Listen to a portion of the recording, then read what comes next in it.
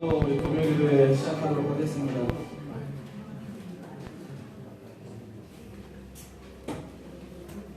하나님 감사합니다. 오늘도 이렇게 주님께서 주의 은혜 가운데서 우리를 이곳에 불러주셔서 우리를 함께 또한 금요일교회로 이곳에 모여 함께 예배드리게 하심을 감사드립니다. 우리들이 주님께 나와서 함께 예배하는 이 시간을 통하여서 주님 우리를 만나주시고 온전히 주님 앞에 간구하며 나아가는 귀하고 복된 시간 되게 하여 주시옵소서. 우리들이 주님 앞에 찬양하며 나아갈 때 우리들의 찬양의 가사가 주님 앞에 들려지는 우리들의 기도의 제목이 되게 하시고 우리들이 들려지는 말씀을 통하여서 우리들의 마음이 변화가 되고 또 우리들이 주님 앞에 간구하며 기도할 때 주님 우리들의 기도를 들어주시고 응답하여 주시옵소서. 이 시간 우리들이 함께 나와 동일한 목소리와 또한 찬양으로 주님께 영광 올려드리기 원합니다. 주님 홀로 영광 받아 주시옵소서. 예수님의 이름으로 기도드립니다. 내게 만족함이 없었네. 우리 찬양을 하겠습니다. 사람을 보며 세상을 볼 때 박수 치시면서 이렇게 찬양을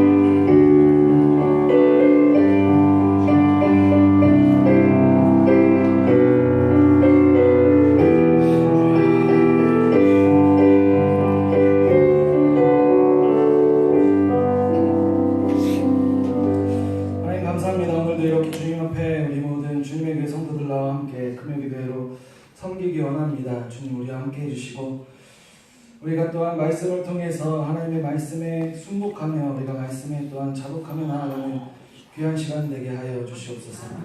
우리가 함께 말씀 들을 때에 주님께서 역사하여 주시고 또한 부족한 종을 세우셨으니 또한 종을 통해서 들려지는 말씀이 또 하나님의 말씀을 잘 전할 수 있도록 하여 주시옵소서.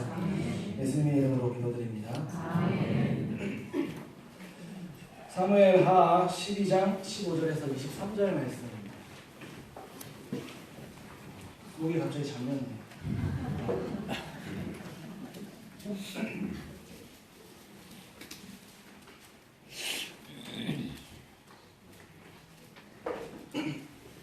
사무엘하 12장 15절에서 23절 말씀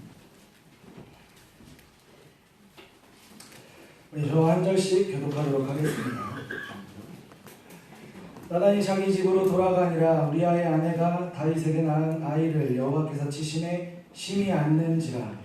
다윗이 그 아이를 위하여 하나님께 간구하되 다윗이 금식하고 안에 들어가서 밤새도록 땅에 엎드렸으니 그 집에 늙은 자들이 그 곁에 서서 다윗을 땅에서 일으키려 하되 왕이 듣지 아니하고 그들과 더불어 먹지도 아니하더라. 이래 만에 그 아이가 죽으니라. 그러나 다윗의 신하들이 아이가 죽은 것을 왕에게 아뢰기를 두려워하니 이는 그들이 말하기를 아이가 살았을 때 우리가 그에게 말하여도 왕이 그 말을 듣지 아니했으나니 어떻게 그 아이가 죽은 것을 그에게 아뢰을 수 있으랴. 왕이 상심하리로다 함이라.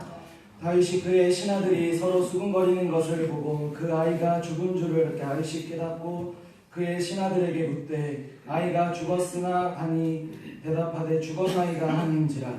다윗이 땅에서 일어나 몸을 씻고 기름을 바르고 의복을 갈아입고 여호와의 전에 들어가서 경배하고 왕궁으로 돌아와 명령하여 음식을 그 앞에 차리게 하고 먹은지라. 그의 신하들이 그에게 이르되 아이가 살았을 때에는 그를 위하여 금식하고 쉬더니 죽은 후에는 일어나서 잡수시니 이 일이 어찌 됨이니까 하니 이르되 아이가 살았을 때 내가 금식하고 온 것은 혹시 여호와께서 나를 불쌍히 여기사 아이를 살려주실는지 누가 알까 생각함이로구나. 함께 읽겠습니다. 지금은 죽었으니 내가 어찌 금식하랴. 내가 다시 돌아오게 할 수 있느냐. 나는 그에게로 가려니와 그는 내게로 돌아오지 아니하리라 하니라. 아멘. 오늘 내가 어찌 금식하냐라는 제목으로 우리 다윗이 주님 앞에 기도했던 내용을 가지고 우리 함께 말씀 듣도록 하겠습니다. 괜찮으시죠? 네. 예수님께서는 요한복음 14장 14절을 통해서 내 이름으로 무엇이든지 내게 구하면 내가 행한다 라고 말씀해 주셨습니다.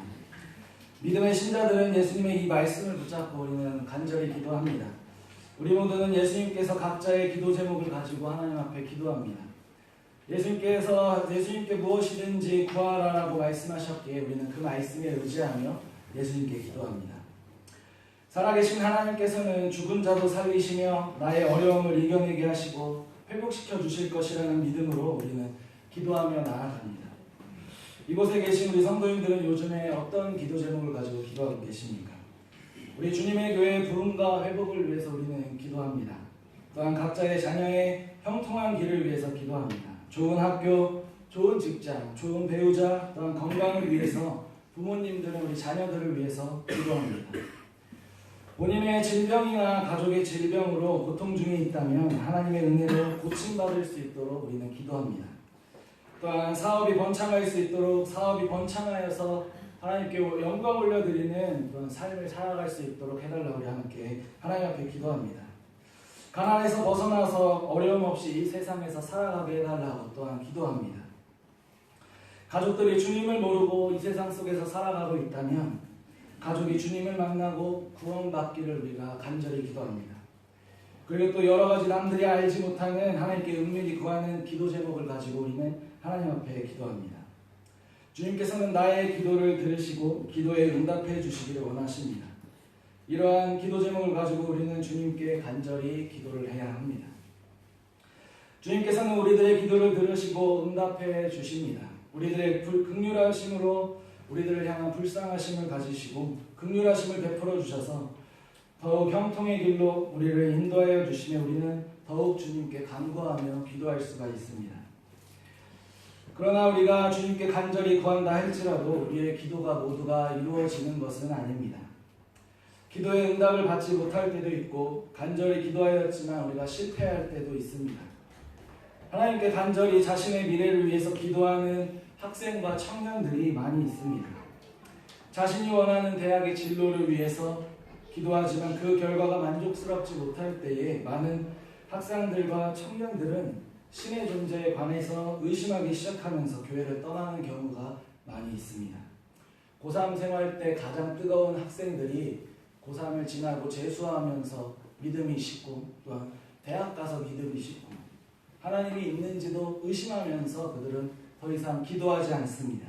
왜냐하면 자신의 기도가 이루어지지 않았기 때문입니다. 또한 많은 이들이 새벽에 나아가서 간절히 주님 앞에 기도했을 때 실패했을 경우에 아직 믿음이 자기 안에 확고하지 못한 아이들은 신을 부정하면서 또한 많은 성도들은 신을 부정하면서 교회를 떠나기도 합니다. 자신의 기도에 응답해 주지 않으시는 하나님은 자신을 배신한 인간을 만들어낸 허구의 신으로서 생각하고 많은 젊은이들이 다시 세상으로 떠나며 그저 교회는 돈을 밝히며 또한 자기들의 이권을 위해서 우리들에게 바른 소리 또한 달콤한 소리를 한다라고 생각을 합니다. 그들은 왜 하나님께 기도하지만 기도의 응답에 관하여서 부정적인 생각을 가지며 믿음이 사라지고 세상으로 나아가는 것일까요? 그것은 근본적으로 그들이 행했던 기도에 대한 잘못된 이해에서 출발했다고 우리는 생각할 수 있습니다. 어린 시절부터 주일학교에서는 많은 아이들을 부르기 위해서 또한 많은 우리들이 전도할 때 가장 많이 사용하는 방법 중에 하나가 우리들이 구하면 하나님께서는 다 들어주신다라고 우리는 전도를 합니다. 그런 말씀에 많은 이들이 주님의 또한 기도하기 위해서 자신의 어려움을 이겨내기 위해서 교회에 나오고 자신도 열심히 기도하지만 그 기도의 결과가 없을 때 실망하고 떠나버리는 경우가 많이 있습니다. 성인들도 이러한 경우가 많이 있습니다. 시험이 들어서 교회를 떠나는 자들이 많이 있습니다. 병이 들어서 또한 고통받고 있을 때, 가족들이 병에 들어서 또한 고난 중에 있을 때에 기도하지만 열심히 간구하지만 회복시켜주지 않으실 때, 사랑하는 가족을 또한 잃었을 때에 그 슬픔 속에서 하나님은 더 이상 위로해 주시는 분이 아니시고 원망의 대상으로 변하면서 그만 시험에 들어버리고 교회를 떠나는 많은 수많은 영혼들이 있습니다. 이 모든 경우는 우리가 그저 우리의 기도가 나의 기도이기 때문이고 우리의 기도가 그저 우리의 기도이기 때문입니다. 예수님의 이름으로 기도하는 것이 그저 나의 소원을 이루어 달라고 기도하는 것밖에 되지 않기 때문입니다. 하나님께서 나를 통한 계획을 찾기 위해서 기도하는 것이 아니라 내가 원하는 것을 이루어주기 위한 신앙을 가지고 기도하는 많은 이들이 시험에 빠지며 나아가는 것입니다. 제가 어릴 적 좋아했던 알라딘이라는 영화가 있습니다. 램프를 비비면은 램프의 요정 지니가 나타나서 3가지 소원을 들어줍니다. 많은 이들이 기독교의 하나님을 생각할 때 램프의 요정처럼 내가 소원을 말하면 하나님께서 꼭 들어주셔야 하는, 하나님은 나의 소원을 꼭 이루어 주셔야 하는 램프의 요정 지니와 같이 우리는 그런 식으로 하나님 앞에 기도하고 있는 자들이 너무나 많습니다.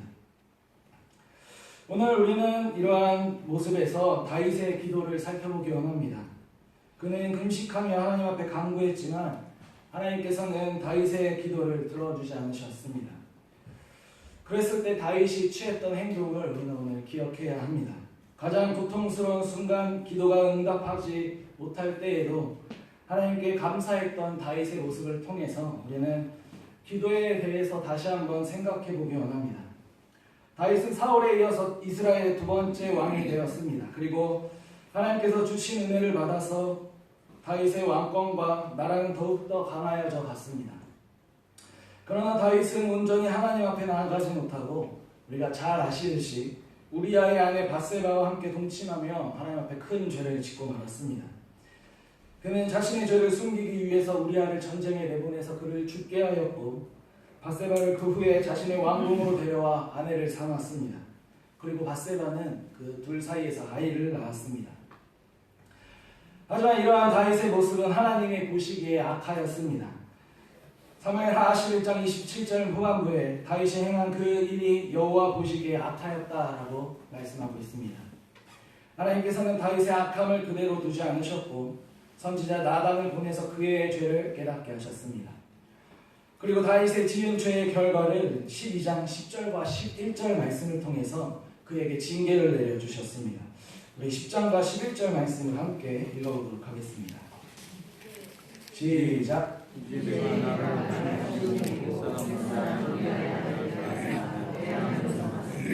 가까이 내 집에서 영원토록 떠나지 아니하리라 하셨고 여호와께서 또 이와 같이 이르시기를 보라 내가 너와 네 집에 재앙을 일으키고 내가 네 눈앞에서 네 아내를 빼앗아 네 이웃들에게 주리니 그 사람들이 네 아내들과 더불어 백주에 동침하리라.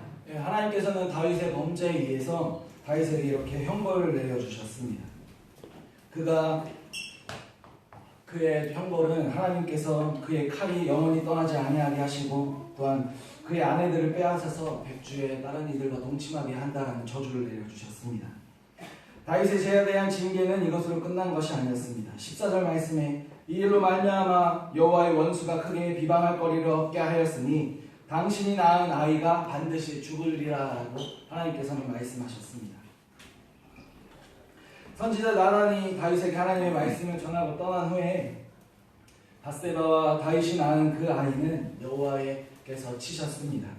그 아이를 치심에 그 아이는 이제 심히 앓게 되었습니다. 나단이 다윗에게 심판을 선고한 즉시 하나님의 약속된 심판이 다윗에게 임하였습니다. 그러자 다윗은 그 아이를 위하여서 하나님 앞에 기도하기 시작합니다. 16절 말씀에 다윗이 그 아이를 위하여 하나님께 간구하되 다윗이 금식하고 들어가서 밤새도록 땅에 엎드려 있으되라고 성경은 기록하고 있습니다. 다윗은 자신의 죄로 인하여서 아이가 병들어 죽어갈 때에 하나님 앞에 간절히 기도하였습니다. 그는 금식하면서 하나님 앞에 구하였고 구약시대에 금식하며 기도한다는 것은 자기의 죄를 공개적으로 인정하고 자신이나 혹은 다른 사람들의 구원을 위해서 자신의 죄를 용서해 주실 것을 탄원하며 하나님의 긍휼하심을 구하는 행위였습니다. 이러한 행위를 다윗은 하나님 앞에 금식하며 엎드리며 지금 기도하고 있는 모습을 우리가 볼 수 있습니다. 에스라 8장 23절에 그러므로 우리가 이를 위하여 금식하며 우리 하나님께 간구하였더니 그의 응낙하심을 입었느니라는 말씀처럼 하나님께 금식하며 간구할 때 많은 성경의 많은 인물들이 하나님께서 그들의 기도를 들으시고 응답하여 주셨습니다. 다윗도 하나님께 그러한 응답의 조건을 말씀하면서 하나님께서 응답해 주실 것을 요구하면서 또한 하나님께서 응답해 주시길 기다리면서 하나님 앞에 엎드리며 간절히 기도하였습니다. 금식을 통하여서 자신의 철저한 자기 부인을 하였고 하나님께 대한 전적인 은혜와 신앙의 모습을 보여주었습니다. 자신이 어떠한 것도 할 수 없다는 것을 보여주었고 자신의 아이가 아플 때 이스라엘의 가장 유명한 의사를 찾은 것이 아니라 먼저 하나님 앞에 엎드리며 하나님 앞에 기도하며 또 하나님 앞에 간구했다는 것을 볼 수가 있습니다. 다윗은 알고 있었습니다. 그 아이가 왜 아픈 것인지를, 그 아이가 왜 죽어가는지를 다윗은 알고 있었기 때문입니다.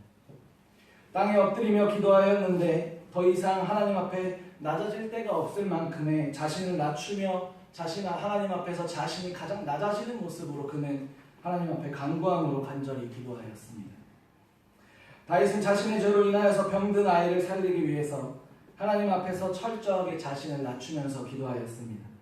그의 기도는 간절하였고 진실한 간구의 기도였습니다. 자신의 죄를 회개하며 또한 자신의 죄로 인한 아이의 질병을 고쳐달라고 또한 아이에게 긍휼하심을 베풀어달라는 기도를 하였습니다. 다윗이 왜 이렇게 간절하게 기도했는지는 우리 22절 말씀에 잘 나타나 있습니다.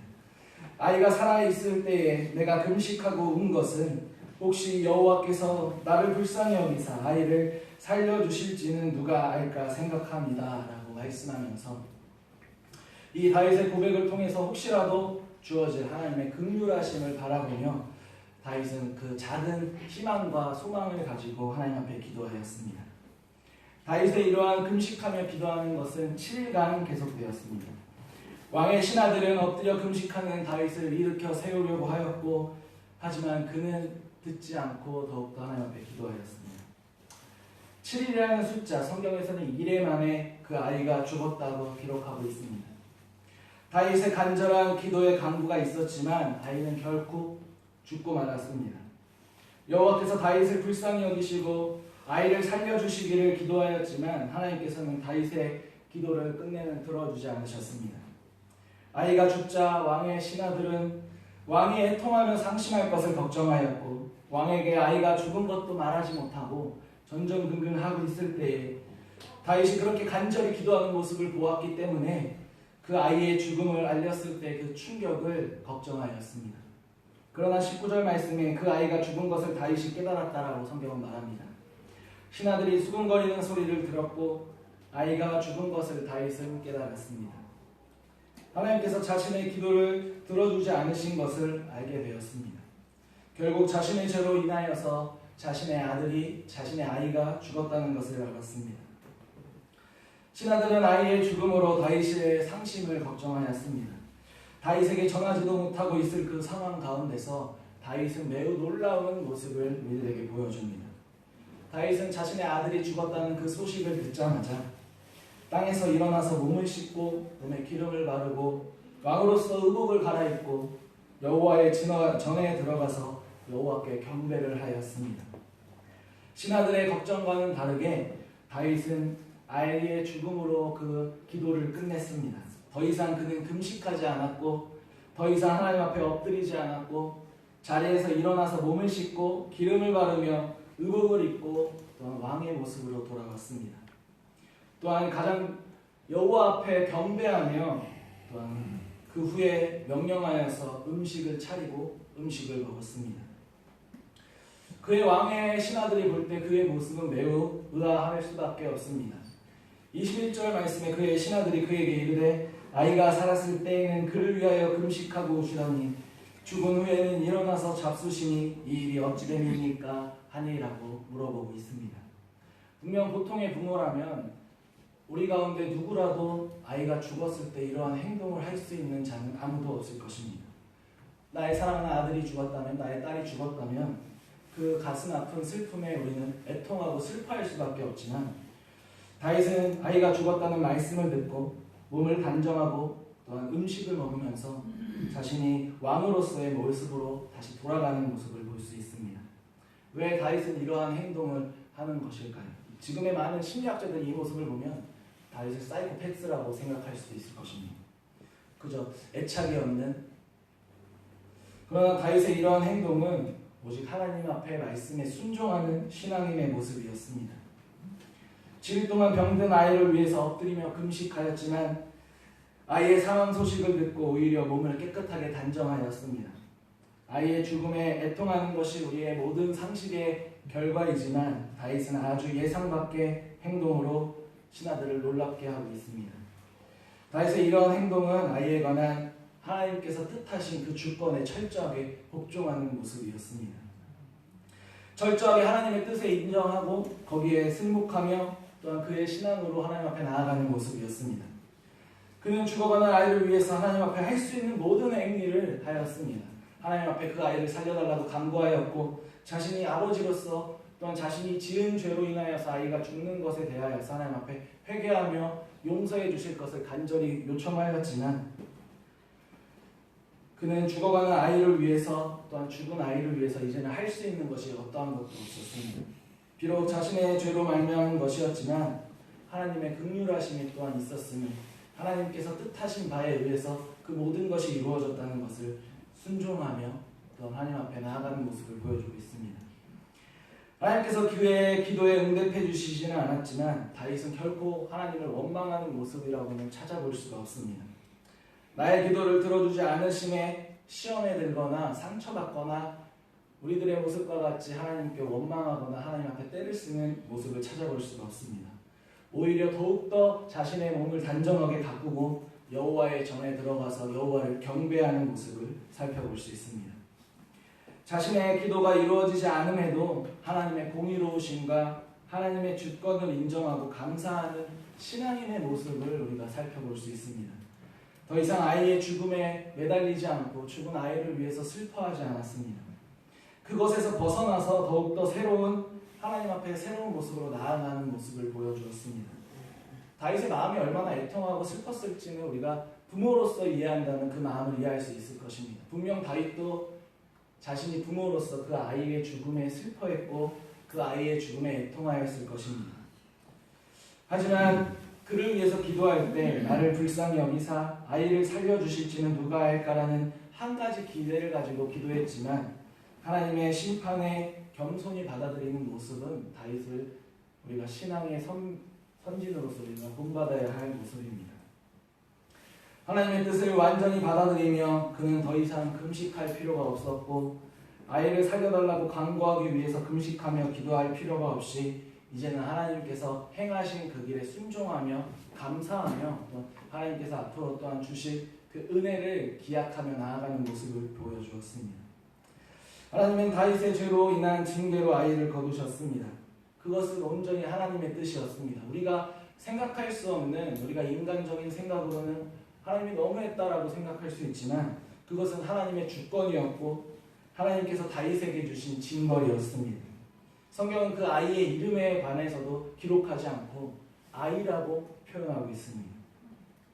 다윗은 나를 불쌍히 여기사라는 마음으로 구했지만 그리고 또 하나님께서는 그의 기도에 즉각적인 응답하지 않으시고 그의 기도를 거부하셨지만 그를 불쌍히 여기시고 죄를 회개하고 하나님의 뜻에 순종하며 다윗을 불쌍히 여기시고 또한 그것으로 끝난 것이 결코 아니라 회복의 은혜를 베풀어 주셨습니다.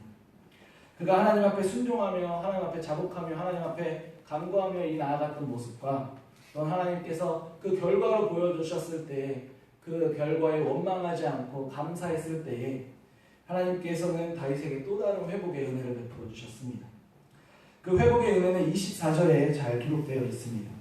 다윗이 그의 아내 밧세바를 위로하고 그에게 들어가 그와 동침하였더니 그가 아들을 낳음에 그의 이름을 솔로몬이라 하니라. 여호와께서 그를 사랑하사라고 기록하고 있습니다. 하나님의 뜻은 너무나 놀랍고 하나님의 그 사랑은 너무나 놀라울 수밖에 없습니다. 하나님께서는 다윗에게 주신 회복의 은혜는 바로 그의 다른 아들 솔로몬이었습니다. 솔로몬의 단어의 뜻은 평화와 회복을 그리고 온전함이라는 뜻을 가진 샬롬이라는 히브리어 단어에서 파생된 단어입니다. 그의 솔로몬이라는 이름 안에 평화와 회복이라는 뜻을 담고 있습니다. 하나님께서 솔로몬을 다윗에게 주심으로써 다윗의 죄를 이제는 용서해 주시고 그가 지은 죄의 결과를 또한 더 이상 벌로써 주시는 것이 아니라 이제는 그 하나님과의 관계를 회복시켜 주시고 화평케 해주심의 그 상징의 언약으로서 솔로몬을 보내주셨습니다. 여호와께서는 솔로몬을 사랑하셨다는 말씀은 여호와께서 다윗을 용서하시고 솔로몬의 출생을 통하여서 하나님의 분노는 이제 끝이 내고 사랑의 회복을 보여주심을 우리는 살펴볼 수 있습니다. 하나님께서는 나단을 통하여서 솔로몬에게 다른 이름을 주셨는데 그 이름은 여디디아라는 이름입니다. 그 여디디아의 이름의 뜻은 여호와의 사랑을 받다라는 뜻입니다. 비록 다윗의 간절한 기도는 하나님께서 거부하시고 그의 기도에는 응답해 주지 않으셨지만 다윗은 하나님의 뜻에 순종하였습니다. 그리고 하나님의 주권에 순종하였고 하나님의 뜻에 순종하고 하나님 앞에 온전히 나아가며 그 때를 또한 기다리며 기도하였을 때 하나님께서는 솔로몬을 통해서 다윗을 위로하여 주고 계십니다. 우리에게는 지금의 다윗과 같은 믿음이 필요합니다. 당장 나의 기도를 응답해 주시지 않는다고 해서 내가 금식하며 하나님께 기도하여도 내가 작정 기도해도 왜 내 기도를 들어주지 않는다고 해서 우리는 하나님을 원망할 수가 결코 없다는 것입니다. 우리는 하나님께서 나에게 무엇을 말씀하시기 위해서 또한 무엇을 깨닫게 하시기 위해서 지금 이 상황 가운데서 나에게 어려움을 주시고 또한 이 상황을 나에게 보내게 하시는지를 우리는 깨닫고 기억해야 합니다. 나의 기도를 나의 간구를 응답해 주지 않는다고 해서 내가 하나님 앞에 버려졌다는 것이 결코 아니라 우리는 하나님의 뜻을 찾아서 하나님 앞에 기도할 수 있어야 합니다. 하나님께서 그 상황을 통해서 무엇을 말씀하시는지를 우리는 깨달음으로써 나아가야 합니다. 다윗에게는 죄의 회개와 하나님 앞에 순종의 모습을 요구하셨습니다. 하나님의 뜻에 온전히 자복하며 나아갈 것을 요구하셨습니다. 다윗의 삶은 하나님의 뜻에 순종하는 삶이었습니다. 압살롬에 의해서 도망다닐 때에도 하나님을 원망하지 않았습니다. 자신들의 아내들이 해를 입었을 때에도 그는 하나님의 뜻에 순종하며 하나님의 참되신 또 다른 은혜를 간구하였습니다. 지금 우리의 기도가 응답되지 않는다고 해서 우리가 결코 다급해 하실 필요가 없습니다. 하나님께서 진짜 살아계시는지를 의심할 필요도 결코 없습니다. 내가 병에 들어서 고통받고 있다면 왜 나에게 이런 병을 주셨는지를, 하나님은 나를 왜 이렇게 고난을 주시는지에 대해서 우리가 하나님 앞에 원망할 필요가 없습니다. 우리는 그 하나님께서 나에게 주시는 그 과정을 통해서 하나님께서 뜻하시고 작정하신 나를 향한 방법이 무엇인지를 찾아 나가야 하고, 그것을 위해서 우리는 그 뜻에 합당한 기도를 하나님 앞에 올려드려야 합니다. 우리의 기도가 반드시 우리가 원하는 대로 되는 것이 아님을 우리는 기억해야 합니다. 앞서 요한복음 14장 14절에 내 이름으로 무엇이든지 구하면 내가 행하리라라는 말씀은 하나님 예수님께서 그 말씀하시기 전에 그 이름으로 구하는 이유는 오직 하나님의 영광을 위한 것이다 라고 말씀해 주셨습니다. 우리는 하나님 앞에 기도할 때 하나님의 영광을 위한, 하나님을 향한 기도를 해야 합니다. 하나님의 영광을 위한 일을 행하며 기도할 때에 하나님께서 영광 받으시기 위해서 우리들의 기도를 들어주시고 우리들의 기도에 응답하여 주십니다. 우리의 기도는 하나님에 따라서 기도해야 하고 하나님의 그 뜻에 순종할 수 있어야 합니다. 하나님의 뜻이 다른 데 있다면 우리가 아무리 기도하여도, 하나님의 뜻이 아니라면 다윗이 하나님 앞에 기도하여도 하나님께서 아이를 데려가신 것처럼 그 상황은 결코 달라지지 않을 것입니다. 우리가 기도하여도 그 상황을 바꿀 수가 없다면 우리는 그 상황이 하나님의 뜻임을 우리가 순종하며 나아가야 합니다.